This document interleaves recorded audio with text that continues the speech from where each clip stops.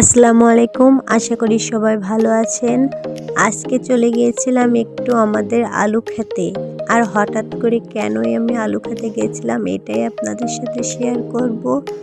তো আমার হাতে এটা দেখে অনেকেই বুঝতে পারতেছেন আমি কেন গিয়েছিলাম আজকে আলু খেতে। আমি যেহেতু বাড়ির একমাত্র বউ, এজন্য আমার শ্বশুরমশাই যে কাজটা করতে না পারেন সেটা আমাকে বলে যান, বৌমা এই কাজটা করো। শ্বশুরমশাই বাড়িতে ছিল না, সেজন্য তিনি বলে গিয়েছিল বৌমা আলু খেতে একটু বিষ স্প্রে করে দিও। তো এজন্য আমি আজকে আলু খেতে বিষ স্প্রে করার উদ্দেশ্যে গেছিলাম। আর আমার এটা মনে হলো যে এটা আপনাদের সাথে শেয়ার করি। এজন্য ভিডিওটি, যেহেতু গ্রামের মেয়ে, একটু একটু চাষের কাজ আমিও জানি, এজন্যই আর কি মাঠে আসছিলাম, যেহেতু শ্বশুরমশাই বলে গিয়েছেন।